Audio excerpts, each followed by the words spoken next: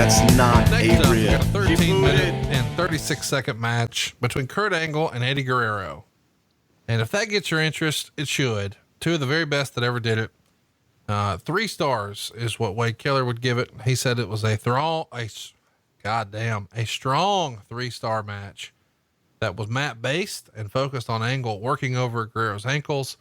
And he said it was a bit too one-dimensional to rise above 3 stars, but a good start to a 20-minute 4-star match, but it ended maybe a little too soon for him.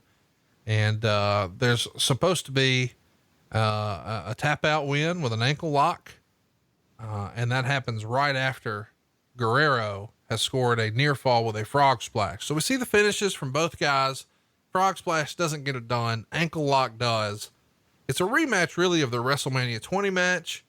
I still think I like the WrestleMania 20 match better. I don't know why that would be though. Do I like it better in your opinion? Because that was for the world title. That was at WrestleMania. It was the first time we'd seen it. Or did this one not click? Or was Eddie just hurt here? I think that you like the WrestleMania one better because it was the first time and it was new and it was such a beautiful story. However, to me, I thought this was a beautiful story. One-dimensional working a body part and going in, that's just stupid to me. I thought they told a great story of getting to that body part and weakening it enough to where he can actually score the victory. And the victory came out of nowhere. So to me, 800 stars, Tokyo Dome, 9,000. As a reminder here, Guerrero lost the title to JBL in June. So a couple months prior to this. And then Angle, the then SmackDown general manager, actually cheats Guerrero and declares JBL the winner. And on the July 15th episode of SmackDown, JBL would beat Guerrero in a cage match. And towards the end of the match, El Gran Luchador would interfere and he would give JBL enough time to escape the cage and win the match. And after the match ended, Guerrero attacks the Luchador, pulls his mask off, and Scooby-Doo, wouldn't you know it? It's Kurt Angle.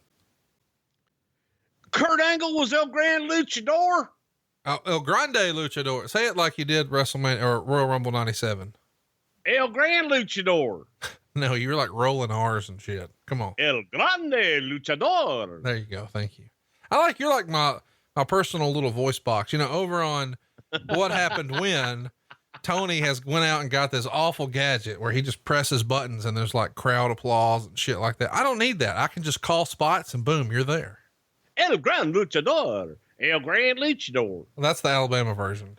Oh yeah. Overall though, what do you think of their chemistry together? For whatever reason, as much as I enjoyed their work separately, I never thought Kurt Angle was one of Eddie Guerrero's best opponents. Not saying one of the best wrestlers he ever wrestled, but sometimes it just doesn't click. I think if I was to name like Kurt Angle's top 5 opponents or Eddie Guerrero's top 5 opponents, they would not be on each other's list.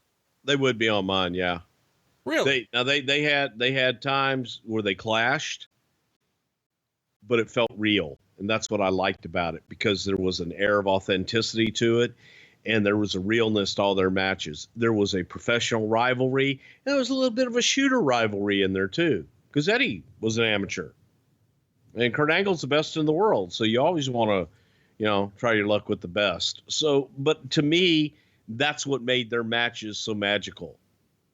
Cause you felt that and it gave a real air of authenticity. And that's, I think, what you're feeling.